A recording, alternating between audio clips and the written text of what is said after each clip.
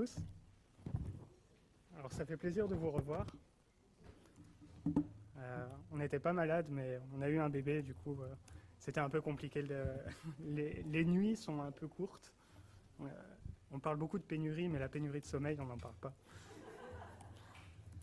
Mais ça va, Dieu est bon et on a vraiment vu la grâce de Dieu. En tout cas, on vous remercie pour vos prières, pour vos encouragements, vos messages, pour toutes vos attentions que vous avez eues. Avec Marie, on vous remercie beaucoup. Elle n'est pas avec moi ce matin. Bébé dort, maman dort. En tout cas, essaye. Mais vraiment on vous remercie beaucoup et que le Seigneur vous bénisse. Amen. Est-ce qu'on peut prier avant d'aller un peu plus loin dans la prédication? Remettre ces instants au Seigneur. Amen. Seigneur, je veux te remercier pour ta bonté et ta fidélité, Père. Seigneur, je veux te remercier pour la louange, Seigneur, qui t'a été adressée ce matin, Seigneur, et merci pour ta présence, Seigneur, qui est manifeste au milieu de nous, Seigneur. Merci pour ta grâce, pour ta fidélité, Seigneur, parce que tu nous accompagnes jour après jour et tu es là avec nous, Seigneur. Père éternel, je te remets encore tous ces instants, que dans ces moments, Seigneur, ce soit ton esprit qui parle, Seigneur, que ce soit toi, Seigneur, qui parle au cœur, qui exhorte, qui encourage, Seigneur, qui transforme les vies, Seigneur, et que ce soit vraiment toi, Seigneur, qui soit à l'œuvre, Seigneur. Que vraiment, Père, tu puisses agir pleinement et librement, Seigneur, au milieu de nous, Seigneur, ce matin, et que ton nom soit glorifié, Seigneur. Que toute chose, Seigneur, soit pour la gloire de ton nom. Et merci, Père, pour tout ce que tu as fait, pour tout ce que tu vas faire, et tout ce que tu es en train de faire, et que peut-être nous ne voyons pas, Seigneur, maintenant. Mais, Seigneur, tu agis dans nos vies, Seigneur, et Père, merci pour tout. Que ton nom soit glorifié, Seigneur. Amen. Amen. Dieu est bon. Amen. Alors tout doucement, mais assez sûrement, je vais terminer quelques prédications que j'avais commencées sur l'Épître aux Philippiens. On avait regardé quelques prédications, notamment sur le thème de la joie. Et si on a déjà pu voir qu'on peut expérimenter une joie complète à travers le Saint-Esprit, on a pu voir qu'il y a des attitudes que nous devons développer en relation avec le Saint-Esprit. Et je m'étais déjà répété, je vais aller assez vite, mais l'Esprit nous appelle à vivre, à avoir un esprit de reconnaissance. Amen. C'est important d'avoir un esprit de reconnaissance, et plus j'ai cet esprit, quelque part je suis reconnaissant, plus je peux développer une joie dans ma vie. Quand on manque de reconnaissance, ça devient un peu difficile d'être joyeux, non, n'est-ce pas? On a pu voir aussi que l'Esprit nous apprend à se dépouiller de nous-mêmes. Amen. Ça, c'est le plus dur, parce que c'est les autres qui nous dépouillent, mais là, la Bible nous dit « dépouille-toi toi-même ». Mais c'est vraiment une mentalité que la parole de Dieu, que l'Épître aux Philippiens tend à nous donner. Amen. Une mentalité vraiment de renoncement en soi-même, en refusant, par exemple, de se comparer aux autres. Et l'Esprit nous amène à continuellement marcher dans cette voie-là. Et enfin, on a pu voir que la vraie joie se trouve également dans le fait de faire progresser l'Évangile autour de soi. Amen. C'est peut-être la chose la plus importante qui peut nous rendre le plus joyeux dans notre vie, c'est de voir que l'Évangile progresse autour de soi. Quand je travaillais avec mes collègues, quand j'étais à la banque et que je voyais mes collègues, je me disais, ce serait tellement beau de les voir à l'église et de les voir lever les mains et de louer l'Éternel. Ça leur irait vraiment bien de louer l'Éternel. Mais je pense qu'on peut dire ça de chacun des membres de notre famille. Chacun de nos collègues, ça leur irait bien de louer l'Éternel. Et faire progresser l'Évangile nous rend joyeux. Amen. Amen. Et l'Épître aux Philippiens nous dit « Soyez joyeux si l'Évangile progresse avec toutes les souffrances que cela peut impliquer. » Parce que Paul a fait progresser l'Évangile en souffrant, mais il a été joyeux en faisant progresser l'Évangile. Et je pense que l'Épître aux Philippiens nous encourage dans ce sens. Et tout doucement, comme je disais, je vais m'approcher de la fin de ces quelques prédications que j'ai pu faire, en prenant un texte qui vient dans la conclusion de l'Épître aux Philippiens, qui est écrite par l'apôtre Paul. Et on va lire ensemble un verset très court, très connu, peut-être l'un des plus connus. On va lire ensemble Philippiens 4, verset 13. Quelques mots, mais des mots très forts. Philippiens 4, verset 13.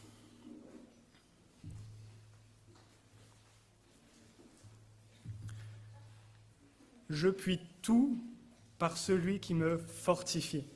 Amen. Un verset magnifique, n'est-ce pas? C'est un chant que nous chantons je puis tout par celui qui me fortifie.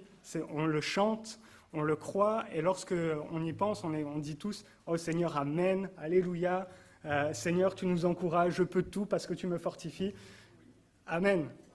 Amen. Et parce qu'on est vraiment des bons chrétiens, chez nous, on a aussi des cadres avec ce verset, je peux tout parce qu'il me fortifie. Ma couverture de Bible, je peux tout parce qu'il me fortifie. C'est un verset qu'on voit partout. Et c'est vraiment un verset encourageant, et c'est une promesse formidable pour nos vies. Amen. Et dans ce verset, j'aimerais qu'on puisse, ce verset-là, le replacer dans quelque part son unité littéraire. Parce que Paul n'écrit pas juste « Je puis tout par celui qui me fortifie », point, épître suivante, bonne journée. Paul ne fait pas ça. Il y a plusieurs versets entre les deux, et Paul veut vraiment dire quelque chose de plus profond que ce qu'on peut penser. Et Paul, dans ce verset, dans cette unité littéraire, c'est vraiment pas anodin, il y a un but particulier.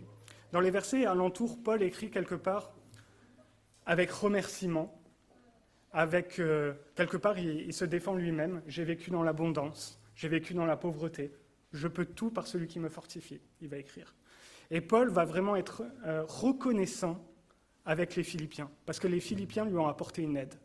Mais malgré tout, il dira « Je peux tout par celui qui me fortifie ». Amen. Paul explique qu'il a su vivre dans la pauvreté, dans l'abondance. Alors, c'est un verset quand on vous dit si tu crois en Dieu, tu seras forcément riche. C'est un verset qu'il faut se rappeler. Paul a su vivre dans la richesse et dans la pauvreté. Ça remet une tension entre l'abondance et la pauvreté. On n'est pas appelé à être richissime, mais on est appelé à être des enfants de Dieu, qu'on soit pauvre ou riche. Et on peut vivre dans ces deux cas grâce à celui qui nous fortifie. C'est ce que Paul est en train de dire ici. Paul est en train de dire que toutes les épreuves qui étaient liées à sa vie, dans son apostolat, dans sa vie d'apôtre, Paul il est en train de dire que tout ce que j'ai pu souffrir, tout ce que j'ai pu vivre, que ce soit matériel, que ce soit émotionnel, que ce soit physique, que ce soit psychologique, que ce soit spirituel, il a pu tout surmonter. Mais pas parce que Paul était un surhomme, mais pas parce que Paul était le meilleur des apôtres, et pas parce que Paul, il était vraiment, au-dessus de tous, c'était un super-héros. Non, il a pu faire ces choses-là parce qu'il peut tout par celui qui le fortifie. Dans son unité littéraire, voici ce que Paul est en train de dire. Paul n'est pas en train de dire « j'ai pu faire tout ce que je voulais par celui qui me fortifiait ». Paul est en train de dire « tout ce que j'ai fait pour Christ, j'ai pu le faire parce que c'est lui qui m'a fortifié ». Et ça remet des choses un peu plus dans l'ordre de ce que Paul voulait dire. Ça, c'est le contexte immédiat d'écriture. Et on verra plus tard que Paul, il écrit aussi dans un contexte plus large, le contexte de toute l'épître aux Philippiens. Je vais essayer de parler un peu moins vite, mais je suis à moitié italien, hein. J'ai à moitié des défauts. Je ne suis pas que français. Et dans le contexte général de son épître, Paul va conclure l'épître avec ce verset quelque part aussi. Lorsqu'on est dans Philippiens 4, c'est la conclusion de l'épître. Et Paul, ce verset, il prend place dans cette conclusion. Paul exprime une idée plus large que lui-même. Parce que Paul, il a une vie, il a mené une vie, c'est un enseignement, sa vie. Sa vie, elle est didactique. C'est-à-dire que j'apprends en voyant ce que Paul a vécu.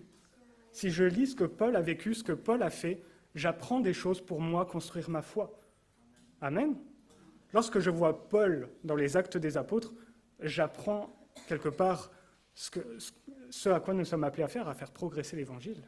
Mais nous le voyons à travers la vie de Paul. Amen.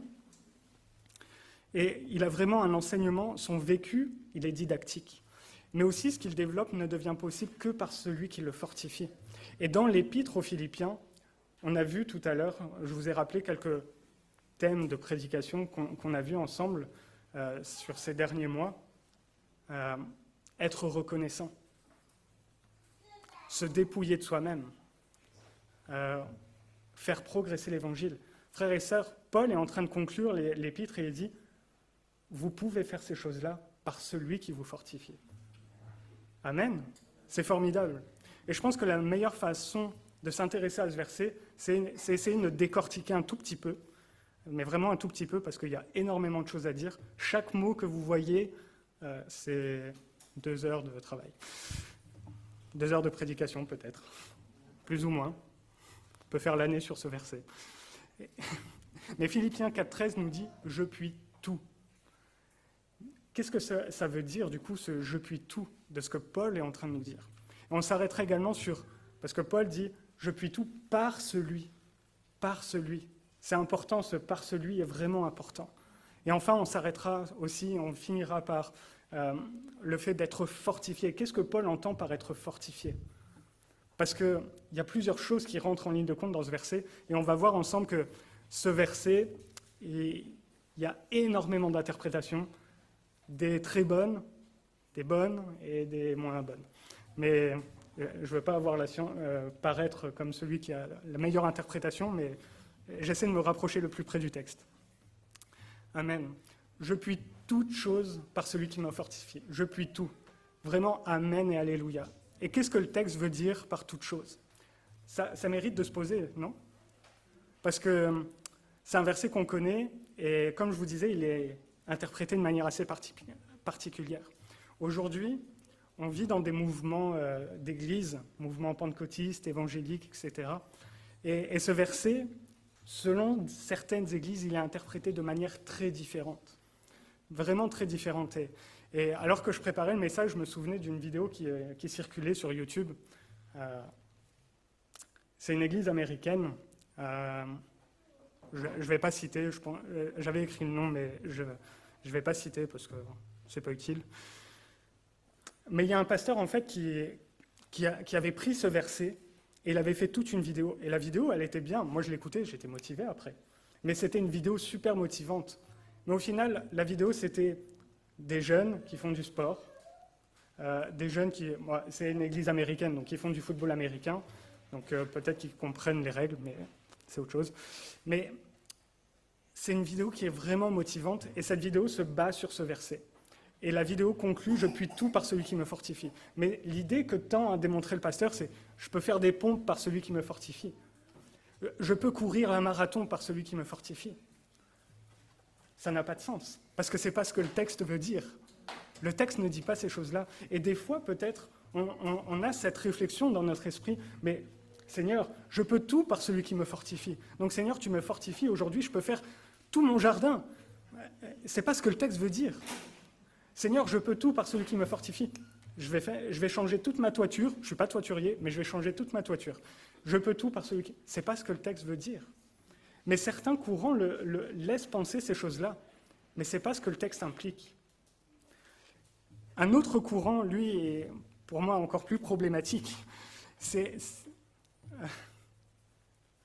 y a une vidéo qui circulait, vous allez dire, mais il est tout le temps sur Internet, lui. Mais génération Y, X, je ne sais pas laquelle je suis, mais bon, c'est... Mais il y avait une vidéo en plein Covid, au tout début du Covid, vous allez dire les États-Unis, là, quelque chose contre, mais bon, c'est les États-Unis. Mais il y avait une vidéo aux États-Unis, et c'est tout un mouvement, c'est la parole de foi, le mouvement de la parole de foi, nomme, proclame et obtient. En fait, c'est ce qu'ils veulent développer. Et dans une de leurs vidéos, parce qu'ils s'appuient sur ce verset « Je puis tout par celui qui me fortifie », leur orateur, c'est un télévangéliste américain, c'était le début du Covid, parce qu'il pouvait tout par celui qui le fortifie, il a soufflé. Et il a dit « Parce que je peux tout par celui qui me fortifie, je chasse le Covid du pays ». Bon, manque de peau, c'était au tout début, on en a eu pour 2 ans. Mais on rigole, mes frères et sœurs, certains, moi-même, des fois je me dis « Mais je peux tout par celui qui me fortifie ». Et des fois on fait des choses, mais ce n'est pas ce que Dieu te demande. Et on se lance dans des choses, on est surpuissant par celui qui me fortifie, parce que je peux toutes choses. Il y a des traductions de la Bible, des traductions récentes, la Bible Passion, qui dit « Je peux absolument tout faire, parce que je suis rempli d'une puissance explosive ». Mais ce n'est pas ce que le texte dit. Et je pense que c'est important de revenir à qu'est-ce que le texte dit vraiment. Parce que ce n'est pas « je peux tout par celui qui me fortifie ». Il y a des églises qui se sont dit « je peux tout par celui qui me fortifie », alors je vais aller voir tous ceux qui ont le Covid et je vais prier pour eux, je vais leur imposer les mains. Et les pasteurs ont eu le Covid et certains sont décédés parce qu'ils ont manqué de sagesse. Je peux tout par celui qui me fortifie. Le texte veut dire quelque chose et ne veut pas dire ce que nous, on veut lui faire dire. Amen. Parce que des fois, on veut faire dire ce que nous, on croit du texte, plutôt que ce que le texte dit vraiment. Et le texte a quelque chose de vraiment profond à dire. L'apôtre Paul, lorsqu'il écrit ça, il a un but bien précis. Donc, je reviens. Lorsque Paul écrit dans 4.13, le texte immédiat du texte, Paul a évoqué ses souffrances liées à l'apostolat. Il évoque toutes les souffrances qu'il a endurées pour la progression de l'Évangile. Et je précise bien pour la progression de l'Évangile, parce que je pourrais dire, c'est les souffrances du ministère de Paul. Mes frères et sœurs, on est tous appelés à faire progresser l'Évangile, et parce qu'on est tous appelés à faire progresser l'Évangile, on a tous des souffrances qui sont liées à cette progression. Dans ma famille, je peux être rejeté, parce que je fais progresser l'Évangile. Peut-être que dans mes relations, même avec mon mari ou mon épouse, parce que lui n'est pas converti ou elle n'est pas convertie, je vais commencer à souffrir parce que je fais progresser l'Évangile. Et là, ça devient différent. Et parce que Paul agissait dans ce cadre-là, dans un cadre pour progresser l'Évangile. Et dans ce cadre-là, Paul a vécu la faim. Paul a eu faim, il a vécu la disette, il n'avait plus à manger, il n'avait plus rien. Il a vécu la pauvreté, il a vécu la solitude, il a vécu l'abandon. Des gens autour de lui l'ont abandonné. Et il le dit, je ne l'ai pas noté, mais dans une des épîtres, il dit « Car un de mes compagnons m'a abandonné ». Paul a vécu toutes ces choses-là. Et ça a été, je me mets à sa place, je me dis, quelle souffrance cet homme a vécu, mais quel ministère abondant il a vécu. Amen. Et Paul, il a pu surmonter toutes ces choses par celui qui le fortifie. Parce qu'il avait Christ dans sa vie, il a pu surmonter toutes ces choses. Amen. Mais Paul n'a pas vécu des choses seulement négatives. Je ne suis pas en train de dire que tout est négatif dans la vie lorsqu'on est chrétien. Paul dit « J'ai su vivre dans la disette comme dans l'abondance ». Amen. Alléluia. Seigneur, bénis-nous. Rends-nous, donne-nous un bon patrimoine ou des choses ainsi. Mais Paul a vécu l'abondance à certains moments. Et c'était peut-être plus rare. Peut-être. Mais Paul ne s'est pas attaché à tous les biens matériels qu'il a pu avoir à un moment donné dans sa vie. Il ne s'est pas attaché à ce qu'il pouvait avoir. L'église de Philippe, c'était une église qui bénissait énormément l'apôtre Paul, financièrement, dans les aliments qu'il lui donnait. Un homme a été le voir en prison à Rome et a donné à Paul de la nourriture, de quoi vivre en fait. Et avec tout ça, Paul, il a pu dire « Mais je peux tout par celui qui me fortifie ». Parce que souvent, nous, en tant qu'êtres humains, lorsque nous possédons des choses, on a du mal à se détacher de ces choses. On a du mal à se détacher de ces choses. Et peut-être humainement parlant, ce n'est pas possible. Mais Paul a pu le faire parce qu'il pouvait tout par celui qui le fortifie. Parce que son objectif, c'était de faire progresser l'Évangile. Ce n'était pas de te faire progresser lui-même. C'était l'Évangile qui devait progresser avant tout. Et c'était... toutes ces choses-là, il a pu le faire, non pas parce que, je me répète, Paul n'était pas un super-héros. Paul, des commentateurs disent, il était aveugle, il était boiteux, la totale. Mais Paul a pu tout surmonter par celui qui le fortifiait. Amen. Il peut tout par celui qui le fortifie. En réalité, Paul, à la lecture de l'ensemble du chapitre, Paul dit que son moi, son être intérieur, il a plus d'importance et qu'il peut le surmonter par celui qui le fortifie. Et parce qu'il peut ça, il peut donc garder les yeux fixés sur l'Éternel. Ses besoins n'ont plus d'importance, parce qu'il sait que l'Éternel va pourvoir. Parce qu'il sait que l'Éternel sera là. Et que même si, alors qu'il a faim, il n'a pas la nourriture qui vient, il peut surmonter cette faim, parce que l'Éternel le fortifie. C'est l'Éternel qui lui donne de la force. Ce n'est pas lui-même qui est fort et qui est résilient.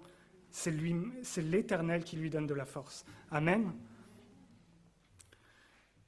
Vous savez, il y a un homme dans l'histoire du 19e et 20e siècle, peut-être vous connaissez certainement, Albert Schweitzer. C'est un homme, un Allemand, qui était médecin, pasteur, théologien, écrivain. Je ne sais pas où il avait du temps, mais il faisait toutes ces choses-là. Et en plus, il était missionnaire, il partait en Afrique, dans tous les pays, pour faire vraiment beaucoup de bien. Mais Albert Schweitzer, c'était un théologien, il était protestant, mais très libéral. C'est-à-dire, la théologie libérale, c'est-à-dire de dire que Jésus a existé, mais les miracles, ce n'est pas vraiment des miracles. Jésus n'a pas été crucifié, il nous a juste donné une éthique à suivre. Donc en fait, pour Albert Schweitzer, tant qu'il vivait bien, tant qu'il suivait à peu près les enseignements de Christ, même s'il ne croit pas en Christ, pour lui, tout va bien. Et ça a été un homme, il a influencé, il a fait énormément de bonnes choses. Et il a été même prix Nobel de la paix pour tout ce qu'il a fait. Parce qu'il a développé des écoles, il a développé des dispensaires en Afrique, il a vraiment fait un travail remarquable. Mes frères et sœurs, cet homme, sans Christ comme sauveur, sans Christ comme rédempteur, sans croire que Christ est vivant, sans croire que Christ est mort à la croix pour lui, ça ne va pas, il y a quelque chose qui manque. Il a fait les choses pour lui-même, par lui-même. Mais les choses n'ont pas l'impact comme Paul a pu faire. Parce que Paul a fait les choses par celui qui le fortifiait. Et il a été conduit par le Saint-Esprit. Il a marché par l'Esprit Saint. Et là, il y a eu un impact pour sa génération et pour toutes les générations suivantes, même pour nous.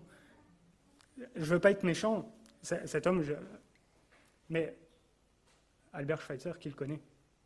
Je veux dire, il a beau avoir été prix Nobel, on ne se souvient pas de celui de l'an dernier, donc de 1952. C'est pas péjoratif quand je dis ça, mais frères et sœurs, je peux avancer dans ma vie par celui qui me fortifie. Je peux vivre vraiment ma foi, non pas comme Albert Schweitzer, que par mes actes, mais je vis ma foi par celui qui me fortifie, par l'Esprit Saint. Amen. Et j'ai besoin de l'Esprit. Et je vais revenir dans l'ensemble de l'Épître aux Philippiens. Si on retourne au tout début de l'Épître aux Philippiens et on prend au chapitre 1, le verset 2, donc Philippiens 1, verset 2, « Que la grâce et la paix vous soient données de la part de Dieu, notre Père et du Seigneur Jésus-Christ. » Un beau verset, hein. Et c'est un verset qui revient dans toutes les épîtres de Paul.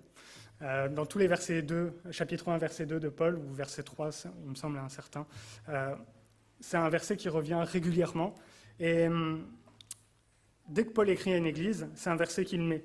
Et souvent, on a dit, mais c'est la marque que c'est une épître paulinienne, c'est Paul qui écrit, c'est une formule de politesse qui caractérise le style d'écriture de Paul.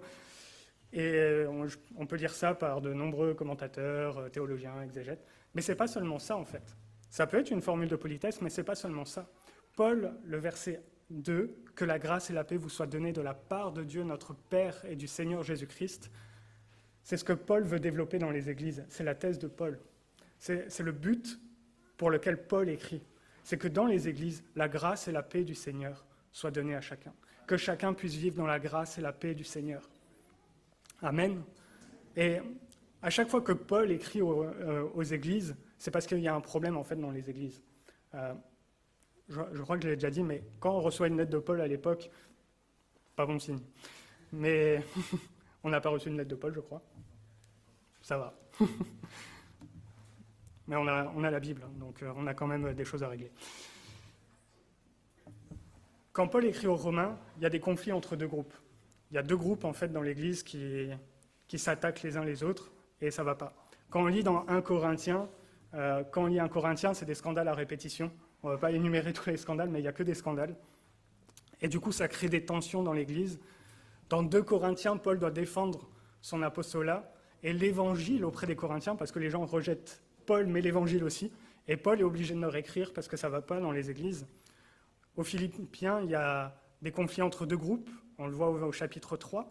Et il y a aussi des conflits entre deux femmes, entre Évodie et Syntyche. Quand Paul écrit à Galates, il y a des conflits entre les deux groupes, comme pour l'épître aux Romains. Colossiens, c'est pareil. Thessaloniciens, c'est pareil. Et dans 2 Thessaloniciens, Paul écrit pour combattre les faux enseignements sur le retour de Christ. Parce que certains pensaient qu'il était déjà là et du coup, il n'y a plus rien à faire, Christ est déjà revenu. Mais non. Mais Paul écrit à chaque fois parce qu'il y a des tensions dans les églises. Et Paul veut remettre de l'ordre. Et comment Paul veut remettre de l'ordre? Il veut faire en sorte que la grâce et la paix du Seigneur soient données à chacun. Amen. Parce que ce n'est pas en tapant sur les uns, sur les autres, en aggravant les conflits que l'Église devient plus saine. C'est en faisant en sorte que la grâce et la paix soient données à chacun. Amen. Et Paul leur écrit à tous pour qu'ils puissent avoir des relations de paix avec Dieu. Amen. Reprenez une relation de paix avec Dieu. Reprenez des relations de paix dans vos familles, dans vos églises. Reprenez des relations de paix avec les autorités. C'est des choses qu'on voit dans les épîtres de Paul. Ayez des relations de paix les uns avec les autres. Soyons en paix les uns avec les autres. Amen. C'est important parce que s'il n'y a pas de paix entre nous, il n'y a pas d'unité. Et l'Église doit être unie pour avancer vers le même but. Et du coup, il doit y avoir une paix. Pas une paix, un semblant de paix, une armistice, mais une paix véritable. Une paix véritable, et c'est-à-dire que nous avançons les uns avec les autres. Nous supportons les uns les autres, avec les défauts des uns des autres. Des fois, mon frère et ma sœur m'insupportent, mais j'avance avec lui. Et parce que moi aussi, je l'insupporte. Mais nous avançons ensemble. Amen. Paul leur écrit pour qu'ils comprennent la grâce de Dieu dans leur vie. Parce que certains dans les églises, ils avaient oublié la grâce de Dieu. Il fallait faire ci, il fallait faire ça, il fallait avancer comme ça, il fallait faire telle chose. Philippiens 3, Paul écrit à des gens qui sont très légalistes, très rigoureux. Il faut faire ainsi, vous devez faire comme ça, pas ainsi. Paul leur dit, ayez de la grâce les uns envers les autres, parce que vous-même, vous bénéficiez de la grâce de Dieu. Amen. Que chacun puisse faire preuve de grâce. Et la grâce, quand Paul écrit, ça implique de l'amour avec mes frères et sœurs. De l'amour, de la charité, de la compassion, de la joie, de la patience avec mes frères et sœurs.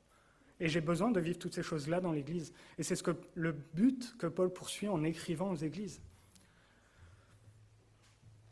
Et Paul explique à l'Église de Philippiens que si tu veux être rempli de paix et de grâce, il te faut vivre la paix, la grâce et la paix. Et Paul leur communique cela en faisant une emphase sur la joie. Parce que tu vis la grâce et la paix aussi dans la joie, mon frère et ma sœur. Je suis joyeux parce que je suis gracié de Dieu. Dieu m'a fait grâce. Je peux être joyeux, je sais où je vais. J'ai la grâce de Dieu dans ma vie. Merci Seigneur pour tout ce que tu fais dans ma vie. Amen. Christ est mort à la croix pour moi. Christ est mort à la croix pour toi, mon frère, ma sœur. J'ai la grâce de Dieu dans ma vie. Et je peux avancer avec joie. Parce que je ne suis plus coupable. Je ne suis plus coupable. Alors, j'ai la joie du Seigneur dans ma vie. Je peux être joyeux, je peux être pleinement joyeux, parce que j'ai la grâce dans ma vie. Amen. Et Paul dit aux Philippiens, et du coup à nous aussi, regarde la paix et la grâce se vivent dans la joie, mon frère, ma sœur. Quand tu es vraiment reconnaissant, tu vis la paix et la grâce de l'Éternel.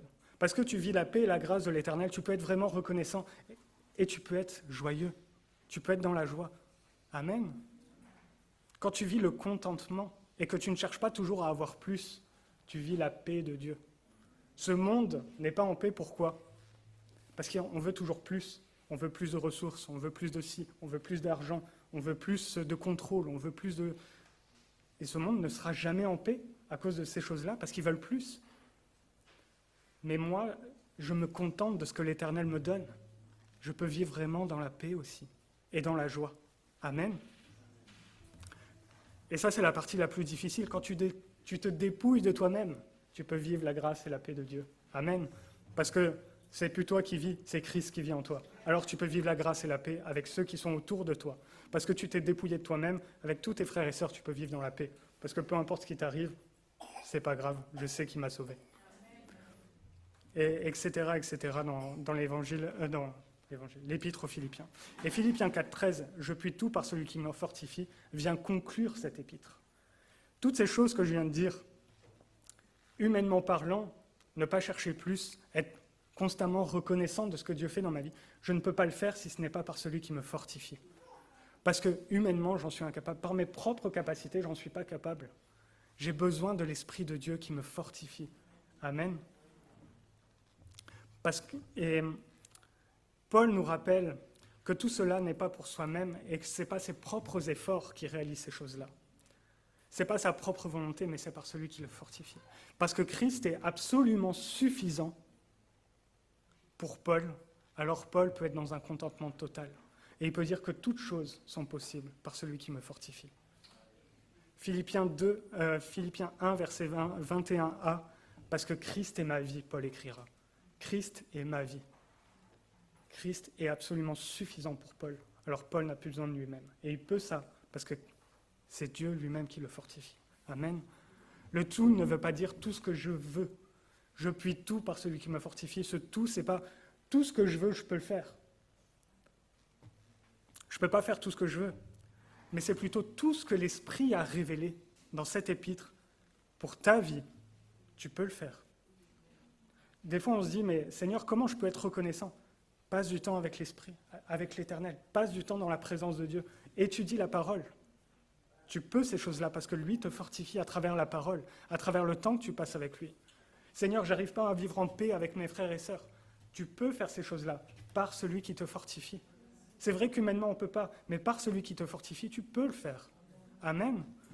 Seigneur, je ne peux pas vivre dans la joie, regarde tout ce qui m'arrive. Tu peux vivre dans la joie par celui qui te fortifie. Amen. Et je peux être plein de grâce avec ceux qui sont autour de moi par celui qui me fortifie. On va aller un peu plus loin dans le verset. Du coup, ce n'est pas très loin parce que c'est un petit verset. Mais qui est celui qui fortifie? Et comment? Ce mot « celui », certains l'ont dit, mais c'est Christ. D'autres ont donné d'autres interprétations, ou plus justement la puissance de Christ ou l'esprit de Christ. Et il faut aller un peu plus loin. La puissance de Christ se manifeste par la présence de la personne du Saint-Esprit. C'est le temps que je passe avec la personne du Saint-Esprit que je peux être fortifié. Amen. C'est pas par moi-même. C'est pas le soi-même. C'est pas moi. C'est pas je puis tout par moi-même qui me fortifie. Je puis tout par celui qui me fortifie. C'est une personne extérieure. C'est le Saint-Esprit. C'est pas moi-même qui me fortifie.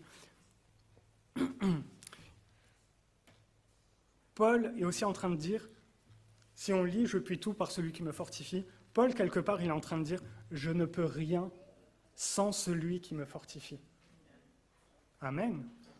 Ça veut dire que je ne peux rien faire sans celui qui me fortifie. J'ai besoin d'être habité par l'Esprit du Seigneur. J'ai besoin d'être habité par l'Esprit de Dieu dans ma vie, parce que c'est lui qui me fortifie. Ce n'est pas moi-même qui va me fortifier moi-même pour que je sois plus fort, pour passer plus de temps avec. C'est Dieu qui permet. Amen. Parce que Dieu est souverain.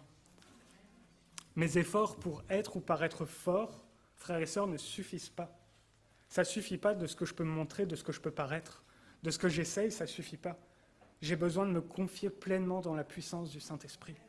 Pleinement dans sa puissance. Dans l'Épître aux Éphésiens, Paul écrit, Éphésiens 3,16, « Afin qu'il vous donne, selon la richesse de sa gloire, d'être puissamment fortifié par son esprit dans l'homme intérieur. » C'est l'esprit qui fortifie, frères et sœurs. Pour Paul, c'est l'esprit qui va vous fortifier. Ce n'est pas vous-même. Ce n'est pas moi-même le temps. Ce n'est pas parce que je vais 3 fois par jour, tous les jours de la semaine à l'église, que je vais être le plus fortifié possible. Si j'y vais juste en espérant que mes efforts vont me permettre d'accomplir quelque chose, c'est vain. C'est le temps que je passe réellement et sincèrement avec l'Esprit qui va me permettre d'être fortifié. Amen. Cela signifie que mon être intérieur, mon intelligence, ma personne ne peut être renouvelée que par la puissance du Saint-Esprit, que par sa puissance. Paul mentionne et sait, et il communique que celui qui le fortifie, c'est l'Esprit de Dieu. Paul a une relation d'intimité avec l'Esprit. Paul se confie. Paul se place devant. Paul laisse l'Esprit changer son être. Des fois, on est avec l'Éternel, on prie Dieu, Seigneur, change ma vie, et Dieu met le point sur quelque chose, et on recommence à prier, Seigneur, change ma vie, mais pas ça maintenant, fais autre chose, mais pas ça. Mais l'Esprit du Seigneur veut changer ta vie. Et en changeant ta vie, il te fortifie. Il te rend un homme meilleur, pas meilleur aux yeux du monde, mais il te rend un homme à la stature de Christ. Et il te rend homme, adulte, femme, adulte. Et j'ai besoin de grandir avec l'Éternel. Amen. Et frères et sœurs, j'aimerais juste peut-être faire une parenthèse ici. Le Saint-Esprit, ce n'est pas simplement une puissance. Parce que des fois, quand on parle du Saint-Esprit, on va dire « Soyez remplis de la puissance du Saint-Esprit ». Merci. T'as lu mes notes. Mais l'Esprit de l'Éternel, c'est pas juste une puissance. C'est pas juste une puissance, c'est une personne. C'est une personne. C'est une personne qui fait partie de la Trinité. Et peut-être au cours de l'histoire, on a mis l'esprit de côté jusqu'à à peu près 19e, 18e siècle. L'esprit était un peu de côté avec l'Église catholique. Mes frères et sœurs, l'esprit est existant et c'est une personne de la Trinité, de la même nature que Christ, de la même nature que le Père, de la même nature, du même... C'est la même personne. C'est trois personnes en une. Et il n'y en a pas un qui est inférieur à l'autre, l'un qui est moins Dieu que l'autre. Et l'esprit n'est pas juste une puissance, c'est une personne à part entière. Et du coup, ça change les perceptions des choses. Si c'est une personne à part entière qui m'accompagne dans ma vie, lorsque l'esprit est à côté de moi et que quelque part, je ne marche pas dans sa volonté, je le blesse. Peut-être que l'esprit est à côté de moi en train de pleurer. La Bible dit que l'esprit émet des soupirs inexprimables. Peut-être parce que des fois, nous blessons nous-mêmes l'esprit. Alors, je ne dis pas blasphémer, mais des fois, nous avons un comportement qui peut être dur, parce que nous n'écoutons pas ce que lui a à nous dire. Et après, des fois, on se trompe, on dit « Mais Seigneur, où tu étais ?» On a oublié d'écouter Dieu. Et je crois que c'est important de se remettre à la personne de l'Esprit. Et je pense que la plupart d'entre nous, on a des connaissances de base sur le Saint-Esprit. Moi, le premier, j'ai quelques connaissances, mais pas plus que quiconque. Mais quand il s'agit d'expérimenter l'Esprit dans notre vie, frères et sœurs, c'est une autre histoire. Prenons un moment et posons... Est-ce qu'on peut se poser cette question? À quand remonte la dernière fois que j'ai indéniablement vu? Vraiment, c'est absolument indéniable que c'était l'Esprit qui était à l'œuvre autour de moi et en moi. Est-ce qu'on peut se poser la question, Seigneur, Esprit de Dieu, c'est quand la dernière fois que je t'ai vu à l'œuvre autour de moi et en moi? Est-ce qu'on peut se poser cette question? Elle est importante, cette question, parce qu'elle nous remet en question. Et si, quelque part, on a du mal à raconter un moment où l'Esprit était à l'œuvre en nous, autour de nous, c'est peut-être parce que, moi le premier, des fois on a ignoré l'Esprit. Peut-être que des fois on a ignoré l'Esprit qui est autour de nous, qui est avec nous. C'est peut-être parce qu'on a une grande connaissance de l'Esprit, mais pas beaucoup de relations avec lui. Je connais, mais comment tu connais? La connaissance, ce n'est pas seulement intellectuel. La connaissance, c'est intellectuel, relationnel, émotionnel et pratique. Je connais vraiment lorsque je sais, j'expérimente et je pratique. Ça, c'est la connaissance. Ça, c'est la connaissance que l'apôtre Jean, Paul, tous les apôtres développent. Ce n'est pas juste une connaissance intellectuelle. Frères et sœurs, le verset qu'on a lu, il doit nous amener à une communion plus profonde avec l'Esprit. Je peux tout par celui qui me fortifie. Mais je peux tout par celui qui me fortifie parce que je suis en relation constante avec lui. Et des fois, je peux me dire, mais Seigneur, je ne peux pas être en relation constante avec toi. Regarde tout ce qu'il y a autour de moi. Frère, sœur, tu le peux parce que lui te fortifie. Et tu peux être en relation constante avec lui parce qu'il est constamment avec toi. Des fois, quand tu te sens le plus seul, il est à côté de toi. Moi, je me dis, des fois, il doit tapoter sur notre épaule pour attirer notre attention, et on ne fait pas attention. Mais l'Esprit est à côté de nous. Amen. Toujours. Et ce verset, comme je le dis, ça nous amène à avoir une communion plus profonde avec l'Esprit, une plus grande expérience de sa puissance et de sa présence dans nos vies. Amen. Une vie de transformation, une vie transformée par l'Esprit. Vous savez, dans le texte, il y a un mot qui est vraiment important, et du coup, la traduction là m'arrange beaucoup. Il y a un mot, en grec, c'est le mot « en », c'est une préposition. Et on peut soit le traduire par « par » ou par « dans ». Dans D-A-N-S, pas dans D-E-N-T. Mais là, nous lisons « par celui qui me fortifie ». Et quelque part, on instrumentalise celui qui me fortifie. Je ne sais pas si vous me suivez bien, mais des fois, on va lire ces choses-là d'une manière instrumentale. C'est lui qui va me fortifier. Je suis fortifié par lui. Mais en fait, on aurait dû traduire d'une manière un peu plus locative, si je peux me permettre. Je suis fortifié dans lui, dans ma relation avec lui. Je n'utilise pas l'esprit pour être fortifié. Je suis fortifié parce que je suis dans une relation avec lui. on peut être fortifié, on peut faire semblant d'être fortifié en utilisant plein de choses. Désolé, mais je suis fortifié par mon pasteur. Amen. Mais si je ne compte que sur mon pasteur pour être fortifié, ou sur mon frère, ou sur le conducteur de louange, ou sur les anciens, on peut utiliser plusieurs choses pour essayer de se fortifier.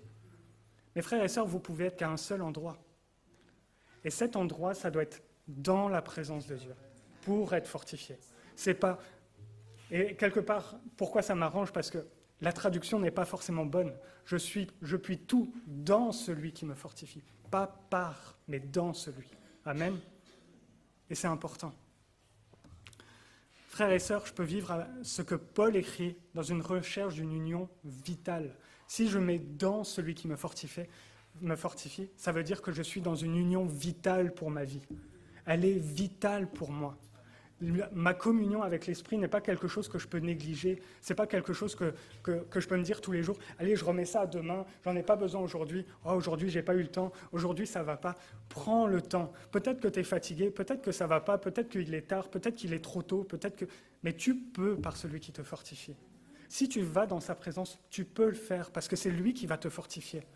Peut-être que tu vas avoir moins de loisirs, peut-être que tu auras peut-être un peu moins de sommeil, peut-être que tu auras un peu moins de choses, mais tu peux le faire parce que c'est lui qui te fortifie. Et tu ne fais pas ces choses-là pour paraître bien, mais tu fais ces choses-là pour te rapprocher de l'Éternel. Et parce que tu fais ces choses-là, l'Évangile progresse dans ta vie. Et tu peux le faire parce que c'est lui qui te fortifie. Amen. Sans l'union avec l'Esprit, sans l'union avec Christ, frères et sœurs, on doit se poser cette question. Si je ne veux pas de cette union, si quelque part je considère cette union comme pas trop vitale, où est-ce que je vais dans ma vie? On peut s'interroger, où est-ce que je vais dans ma vie ici-bas sans l'Esprit? Catastrophe. Mais où est-ce que je vais encore dans ma vie avec l'Éternel, dans ma vie éternelle, dans ma vie avec Dieu, dans la vie au-delà, sans l'Esprit, sans Christ? Ça va être compliqué. Ça va être très compliqué. Frères et sœurs, l'union avec l'Esprit, ma relation avec l'Esprit, elle est vitale. De la même manière que vous respirez, c'est vital pour vivre, ma relation avec l'Esprit, elle est vitale. Sans elle, je ne peux pas vivre, parce que c'est lui qui me fortifie. Amen. Vivre par la puissance de l'Esprit. Amen. Mais vivre dans la présence, c'est le seul moyen de vivre dans la puissance. Frères et sœurs, il y a beaucoup de prophètes, apôtres, docteurs. Ça pullule sur les réseaux sociaux, on en voit de plus en plus. Je voyais un docteur, encore dans une vidéo, désolé, mais encore dans une vidéo, je voyais un docteur, et pour montrer qu'il était docteur, il avait mis un rideau avec des livres, mais il n'avait pas de livres. C'est dommage. Mais je dis ça, mes frères et sœurs, on nous promet la puissance. Et aujourd'hui, on a même changé le mot. Il y a une telle onction ici, mais on veut parler uniquement de puissance. Mes frères et sœurs, si on vivait vraiment la présence de Dieu. Vous savez, on parle du pentecôtisme, on dit que ça a commencé en Californie, avec Azusa Street, en 1906. Mais, frères et sœurs, ces gens ont vécu la puissance de Dieu parce qu'ils ont abondamment recherché la présence de Dieu et parce qu'ils désiraient abondamment mener une vie de sainteté avec l'Éternel.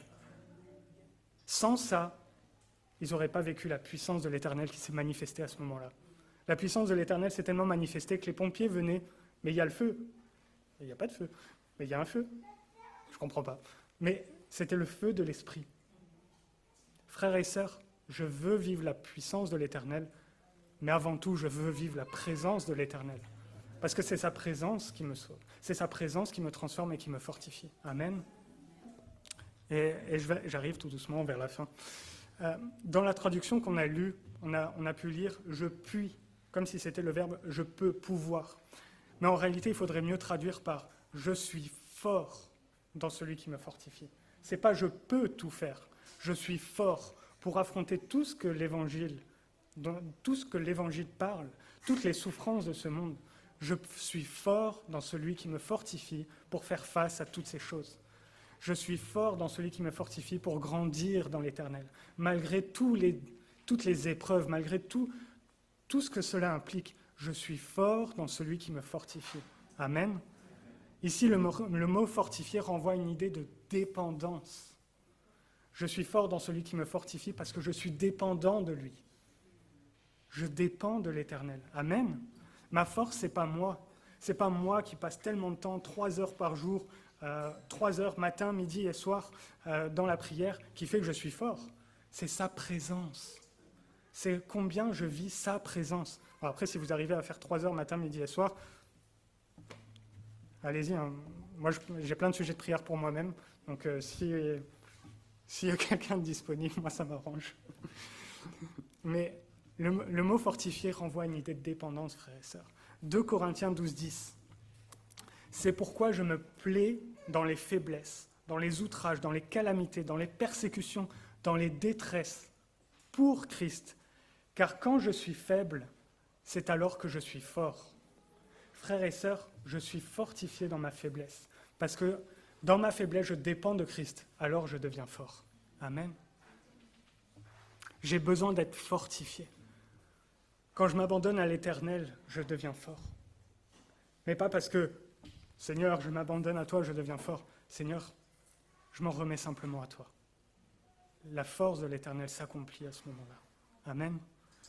Et comme je le disais, il y a un besoin d'être fortifié. Et le mot fortifie, alors je suis désolé, je fais du grec en ce moment, mais c'est le mot dynamis, la puissance. J'ai besoin d'être fortifié. Ça correspond à une activité de l'esprit. Quand il y a le mot dynamis, il y a le mot esprit pas loin, qui le conjugue. Mais c'est quelque chose que je cherche auprès de l'esprit. Cette fortification, c'est quelque chose que je cherche auprès de l'esprit, que je ne trouve pas. C'est l'esprit qui me donne. C'est l'esprit qui me donne. C'est pas moi, malgré toute ma recherche, qui trouve. J'ai une illumination, j'ai trouvé. C'est l'esprit qui me donne cette fortification. C'est pas moi qui vais la chercher, c'est l'esprit qui me la donne. Bien qu'on ait des efforts à faire. Frères et sœurs, nous avons besoin de passer plus de temps avec l'Éternel. J'ai besoin de passer plus de temps avec l'Éternel. Moi, le premier, c'est difficile, mais j'ai besoin de plus de temps. J'ai besoin de faire silence. J'ai besoin de faire stop autour de moi pour laisser plus de place à l'Éternel. Amen. C'est l'Esprit qui donne gracieusement cette fortification, frères et sœurs.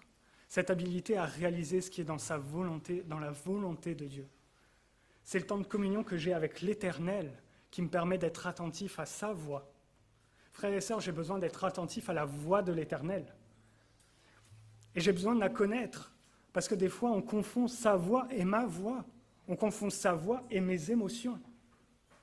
Et j'ai besoin d'être dans sa présence et de entraîner mon oreille à l'écouter pour mieux l'entendre et pour mieux faire sa volonté. Et même si sa volonté me paraît insurmontable, je peux le faire parce que c'est lui qui me fortifie, si c'est sa volonté. Amen. J'ai besoin de passer plus de temps avec l'Éternel. Et je vais conclure, frères et sœurs, vous faites progresser l'Évangile certainement autour de vous, j'en doute pas. Et j'ai envie de vous dire, mais dans quelle difficulté est-ce que vous vous trouvez aujourd'hui par rapport à ça? Vous pouvez le faire avancer. Des fois, c'est difficile, comme je le disais, avec les familles. C'est difficile avec les enfants, avec les frères et sœurs, avec... Tu peux le faire parce qu'il te fortifie. Tu peux continuer à faire progresser l'Évangile. Frères et sœurs, je vais insister sur un mot, c'est le mot relation. Mais quel bilan fais-tu aujourd'hui de ta relation avec Dieu? Quel bilan je fais aujourd'hui de moi-même, ma relation avec Dieu? J'insiste sur la relation parce que, comme je le disais, ce n'est pas le fait de venir à toutes les églises, d'écouter 54 prédications par jour sur YouTube. Je regarde des vidéos, mais je pas tout le temps des prédications. Mes frères et sœurs, ce n'est pas ça qui fait ma relation avec l'Éternel. J'ai besoin de plus de Dieu. J'ai besoin de plus d'Éternel. J'ai besoin d'une relation de plus en plus forte avec lui. Pas de quelque chose qui paraît. Frères et sœurs, je l'avais dit dans une prédication précédente, mais le peuple d'Israël avait mis toute sa confiance dans le temple. Avant que les Babyloniens viennent détruire Jérusalem, le peuple de Juda était « on a le temple, il n'y arrivera rien. Le temple est tombé. » Frères et sœurs, j'ai besoin d'une relation vraie avec l'Éternel, pas de quelque chose de religieux, pas quelque chose d'une bonne habitude. J'ai besoin d'une relation vraie et intentionnelle avec l'Éternel. Amen. Frères et sœurs, Peut-être qu'on n'arrive pas, on manque de temps, mais tu peux le faire parce que c'est lui qui te fortifie. Tu peux passer plus de temps avec lui. Peut-être que tu seras fatigué, mais il va te fortifier. Il y a un pasteur qui disait, j'avais 8 ans et ça m'avait marqué, il disait, quand tu donnes du temps à l'Éternel, Dieu sait te rendre du temps. Quand tu donnes du sommeil à l'Éternel, Dieu sait te rendre du sommeil. Quand tu te donnes à l'Éternel, Dieu sait te donner. Ça ne marche pas que pour l'argent, mais ça marche pour beaucoup d'autres choses, et surtout beaucoup d'autres choses. Frères et sœurs, ce n'est pas en s'appuyant sur nous-mêmes que ça va marcher. On a des efforts à faire, mais on peut les faire parce que c'est lui qui nous fortifie. Et c'est toujours l'Éternel qui nous fortifiera pour nous attirer à lui. Tu es en conflit avec ton frère et ta sœur, tu peux régler, tu peux vivre en paix avec lui, parce que c'est la volonté de l'Éternel. C'est la volonté de l'Éternel que tu aies des relations de paix avec ton voisin, avec ta voisine, avec ton frère, ta sœur, avec les gens de l'Église. C'est la volonté de Dieu que tu aies des relations de paix. Et ça te semble insurmontable, mais tu as vu ce qu'il m'a fait? Tu peux le faire, parce que c'est lui qui va te donner la force de pardonner. Tu peux le faire parce que c'est lui qui va te donner la force de vivre en paix avec ton frère ou ta sœur. Et c'est pareil dans nos changements de caractère. Et je vais m'arrêter là. Mes frères et sœurs, qu'on puisse vraiment, quelque part, prendre un temps pour faire un peu le bilan de nos vies. Et de se dire, mais où j'en suis avec l'Éternel? Et peut-être que j'arrive pas dans ma relation, peut-être que c'est difficile, peut-être que j'en peux plus. Mes frères et sœurs, j'aimerais te dire, et garde ce verset pour la semaine, je peux tout dans celui qui me fortifie. Je suis fort dans celui qui me fortifie. Tu n'y arrives pas, passe du temps avec l'Éternel, tu y arriveras, parce que c'est lui qui va te fortifier. Amen, que son nom soit béni. Seigneur, je veux te remercier, mon Dieu, pour ta grâce et ta paix, Seigneur. Je veux te remercier, mon Dieu, parce que tu es l'Éternel Dieu Tout-Puissant. Et Père éternel, je te prie vraiment que tu puisses souffler de ton esprit, Seigneur, sur les cœurs. Seigneur, je te prie que tu puisses vraiment souffler, Seigneur, sur nos vies. Seigneur, que vraiment, Seigneur, ta présence, Seigneur, dans nos vies devienne manifeste. Seigneur, que ta présence dans nos vies devienne, Seigneur, quelque chose dans lequel nous ancrons nos vies. Seigneur, que nous vivons de plus en plus. Seigneur, alors que nous allons marcher de plus en plus avec toi. Père éternel, je te remets chacune de nos vies. Père éternel, je te prie vraiment que tu puisses encore nous encourager, que tu puisses encore nous fortifier, à nous abandonner à toi, Père. Mon Dieu, je te remets toutes choses entre tes mains. Père éternel, je te remets encore la suite de ce culte. Seigneur, je te prie, viens encore parler à nos cœurs, viens encore nous fortifier, Seigneur, viens encore nous exhorter et que ton nom soit glorifié. Père éternel, je remets toutes choses dans le nom puissant de Jésus-Christ, Seigneur. Amen.